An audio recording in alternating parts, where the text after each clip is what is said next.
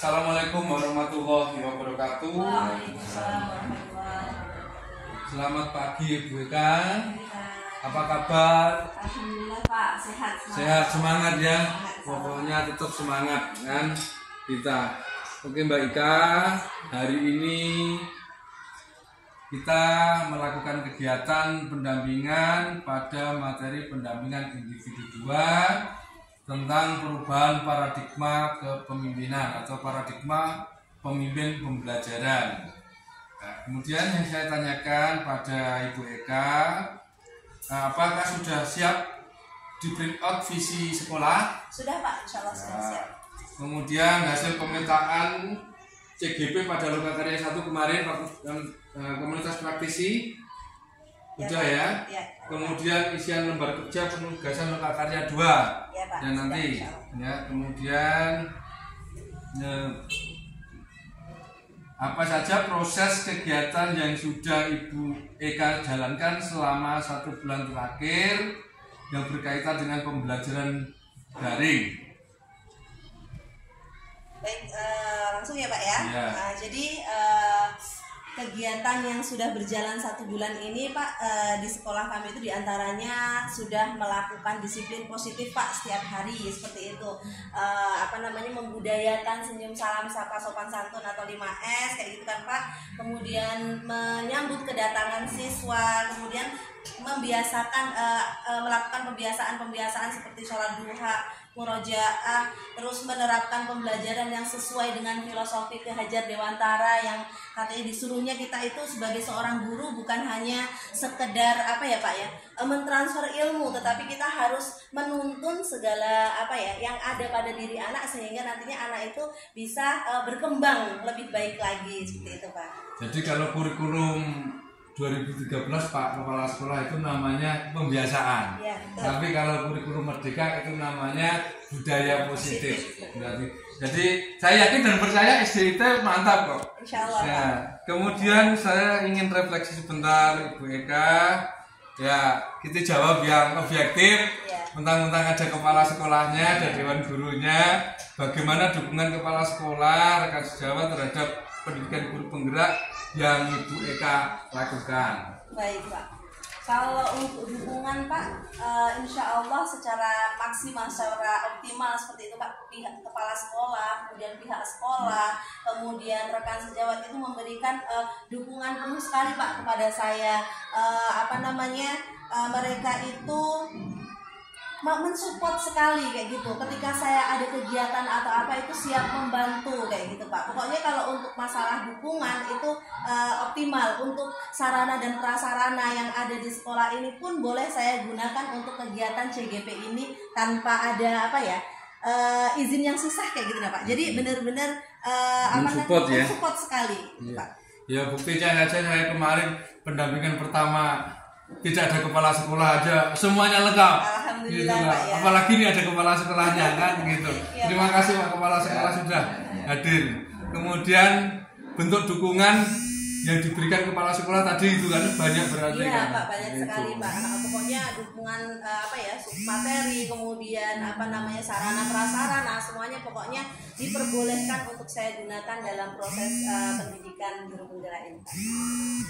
Kemudian apa tantangan Ibu Eka dalam menjalani pendidikan guru penggerak di lingkungan sekolah Mbak Eka?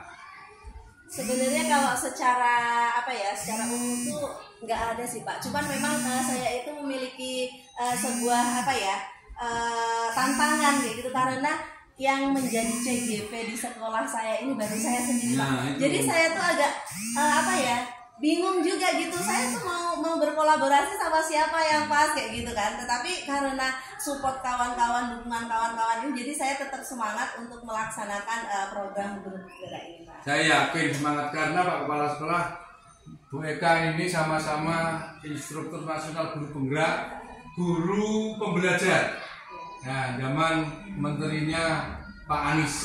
Jadi saya kemarin sampai keliling, jadi sudah kenal lama. Kemudian ini Bu, apa yang Ibu Eka lakukan untuk menghadapi tantangan itu? Tantangan itu ya tadi, tantangannya kan karena cuma sendiri. Yeah. Nah, tantangannya bagaimana menghadapi itu? Nah, jadi yang saya lakukan Pak sama kawan-kawan kayak gitu, saya memberikan informasi-informasi pengetahuan yang saya dapatkan dari program guru penggerak ini kan Pak kepada rekan sejawat. Kemudian sama-sama mengajak rekan-rekan ini untuk mengaplikasikan apa yang saya pelajari, apa yang saya dapatkan di program guru penggerak ini khususnya di kelas, kemudian nantinya di sekolah kita juga. Jadi Pak Kepala Sekolah, guru penggerak itu prosesnya susah dan disyukuri di sekolah ini ada guru penggerak. Jadi sebagai agen transformasi pendidikan Mbak Eka memotivasi kawan-kawannya lah untuk ikut. Kemudian berikutnya Bu Eka rencana Ibu ke depan sehingga kegiatan pendidikan guru penggerak yang Ibu Eka jalani berjalan maksimal itu apa? Rencana saya itu Pak, saya harus selalu berupaya menerapkan ilmu yang saya dapatkan pada program guru penggerak ini. Kemudian saya kemarin juga sudah usaha juga Pak, mengajak kawan-kawan untuk mendaftar CGP lagi. Jadi saya berharap teman-teman yang mendaftar CGP nanti lulus seperti saya, kemudian mengikuti program pendidikan guru penggerak juga, dan nantinya kami bisa sama-sama berkolaborasi untuk memberikan perubahan kemajuan di sekolah ini nanti. Jadi harapannya Pak Kepala Sekolah di angkatan 10 nanti dadar ada Mbak Eka tambah enak untuk berkolaborasi. Kemudian selanjutnya apa saja yang sudah Ibu Eka pelajari pada modul 1, 2, dan 1, 3? Baik, jadi selama beberapa bulan kemarin itu Pak, kami sudah belajar di modul 1 gitu ya Pak ya. Di antaranya modul 1 itu tentang filosofi diajar Dewantara, di mana di sana saya menjadi tahu bahwasanya tugas seorang guru itu bukan hanya sebagai pentransfer ilmu, tetapi kita juga harus memberikan tuntunan kepada anak sehingga anak itu nantinya dapat sukses di kedepannya kayak gitu Pak. Kemudian di modul 1.2 itu juga saya belajar tentang nilai dan peran guru penggerak seperti itu Pak. Dari sana saya semakin tahu bagaimana seorang guru itu harus selalu berpihak pada murid, kemudian memiliki sifat reflektif, mandiri, kolaboratif, juga kemudian inovatif dalam melakukan proses pembelajaran. Dan seorang guru itu juga harus bisa berperan sebagai coach untuk guru lain, kemudian untuk mendorong kolaborasi, mewujudkan kepemimpinan murid, dan menggerakkan komunitas praktisi juga. Dan di modul 1.3 kemarin saya mempelajari tentang visi guru penggerak, seperti itu ya Pak ya. Di dalamnya ini belajar bagaimana cara membuat dan mewujudkan sebuah visi itu yang berpusat pada siswa dengan tahapan bagja gitu ya Pak. Jadi bahagia yang buat pertanyaan, kemudian ambil pelajaran, gali mimpi, jabarkan rencana, dan juga yang terakhir atur eksekusi, seperti itu. Jadi banyak sekali Pak yang sudah. Itu Pak Kepala Sekolah. Jadi ada istilah di guru penggerak itu ada bagja, ada atap, ada segitiga restitusi. Jadi hal-hal yang baru ini kan, dan Ibu Eka ini sudah mempelajari itu.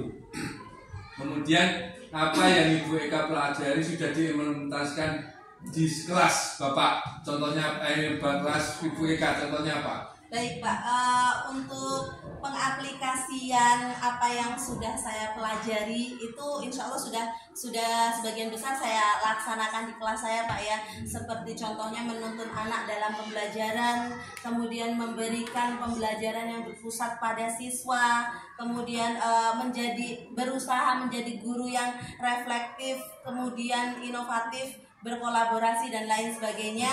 Kemudian contohnya seperti kalau kami itu Pak ada hampir setiap hari kayak gitu itu memberikan bimbingan mengaji. Nah di situ kami memberikan bimbingan mengaji dengan tajwid yang benar Pak, sehingga anak-anak yang tadinya mengajinya masih belum dengan tajwid yang benar, mereka bisa mengaji dengan tajwid yang yang benar seperti itu Pak. Kemudian memberikan pembelajaran yang berpusat pada siswa, kemudian memberikan pembelajaran yang tidak monoton, maksudnya tidak tidak anak itu harus mendengarkan kita saja, tetapi membuat dengan sistem permainan dan yang lain sebagainya kayak gitu Pak.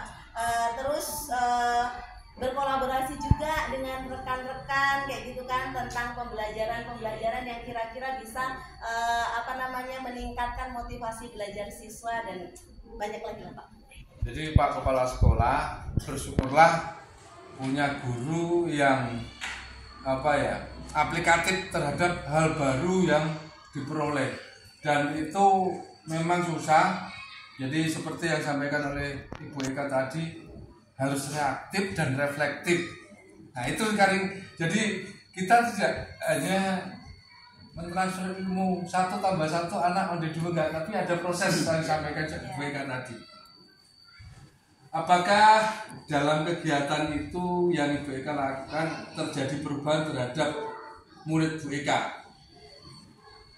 Secara umum alhamdulillah sih Pak, anak-anak saya setelah saya menerapkan pembelajaran yang berpusat pada siswa, kemudian memberikan inovasi pembelajaran yang beragam, anak-anak itu semakin senang untuk belajar, kemudian antusias. Biasanya kalau misalnya diajak belajar, kadang kan anak-anak itu malas-malasan seperti itu Pak. Tetapi saat saya menerapkan metode pembelajaran yang bervariasi seperti contohnya dalam permainan itu tadi, anak-anak itu menjadi semangat, antusias seperti itu Pak belajarnya.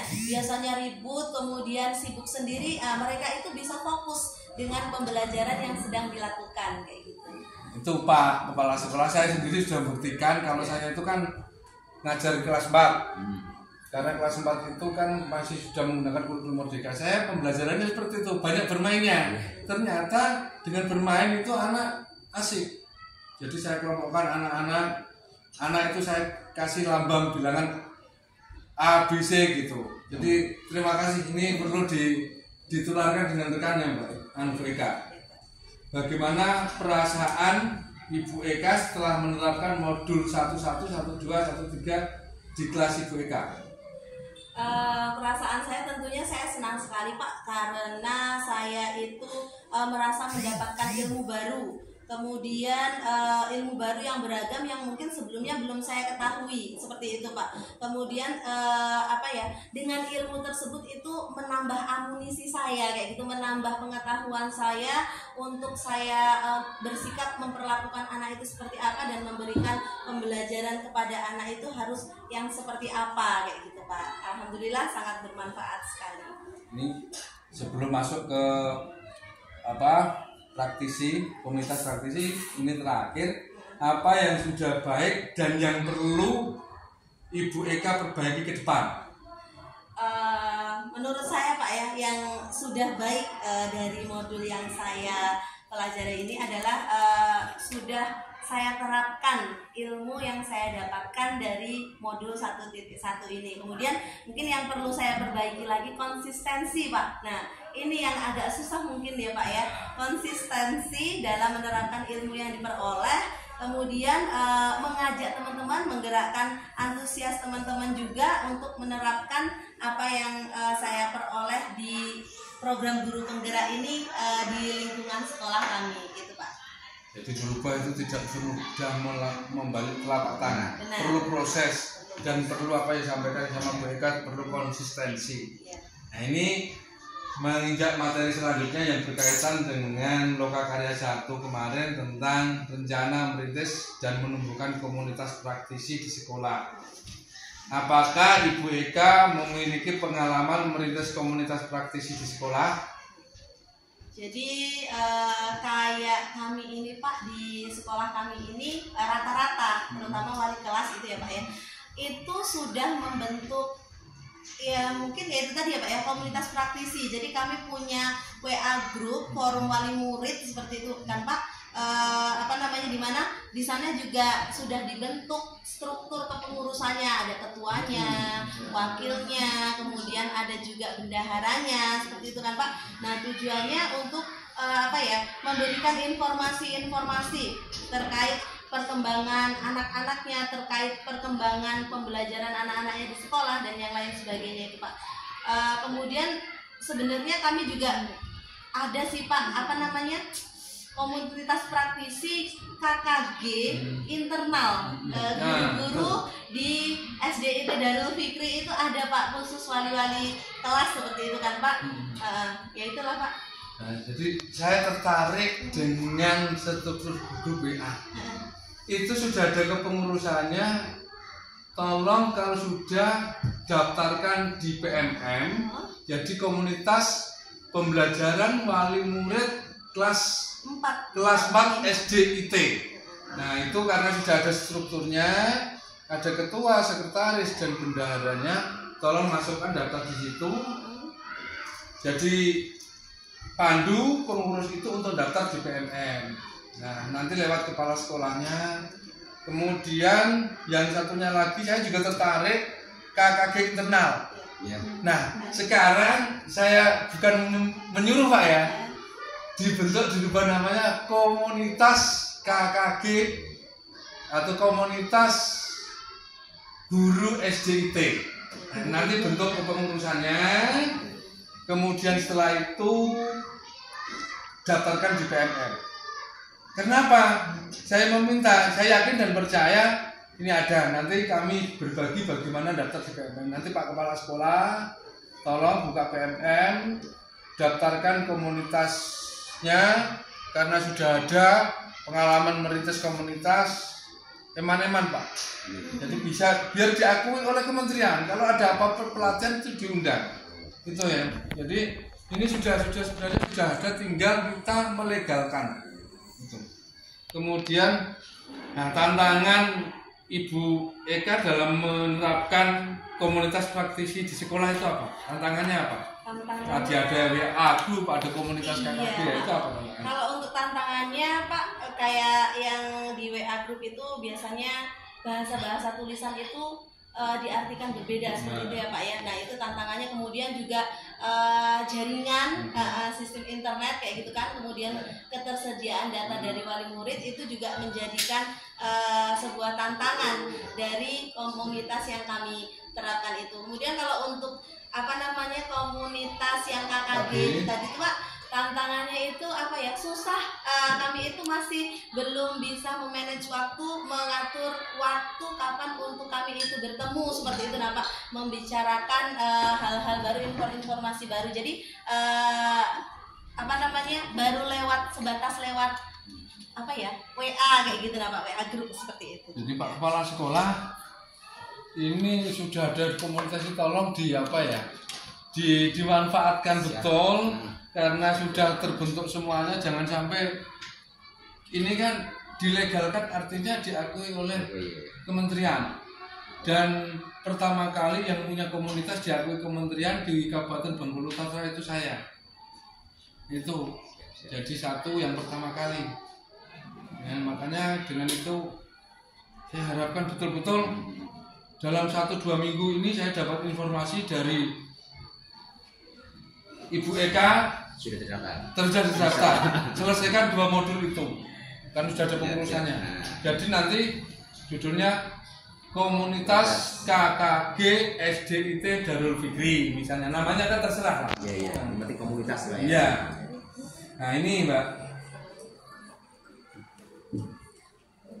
Nah, strateginya kan sudah tadi kan, untuk komunitasnya sudah, rencananya sudah. Sekarang hampir selesai tugas saya. Jadi gini Mbak Eka, tugas selanjutnya itu mengkomunikasikan visi dan prakarsa perubahan sekolah. Itu Pak Kepala Sekolah waktunya 110 menit. Jadi dalam hal ini nanti kegiatannya diikuti oleh Kepala Sekolah, guru, tenaga kependidikan, pengajar praktek selaku moderator, calon guru penggerak selaku pemandu diskusi. Untuk sesi berikutnya nanti saya serahkan sama Bu Eka. Untuk sesi coaching saat ini saya ucapkan terima kasih Bu Eka, tetap semangat. Pesan saya apa yang sudah disampaikan tolong ya, SDIT terdepan kok gitu ya. Jadi masukkan. Jadi kami siap berbagi praktek baik dengan rekan-rekan SDIT apapun yang diminta selama saya bisa, tapi jangan yang berkaitan dengan ilmu agama, karena saya nggak berani. Kalau salah menyalah itu dosa jamaah nantinya. Tetapi kalau ilmu pendidikan, insya Allah. Mungkin itu saja. Mbak Ibu Eka, Bapak Kepala Sekolah, coaching kita pada pendampingan individu 2, dan saya ucapkan sekali lagi terima kasih dan selamat pagi menjelang siang.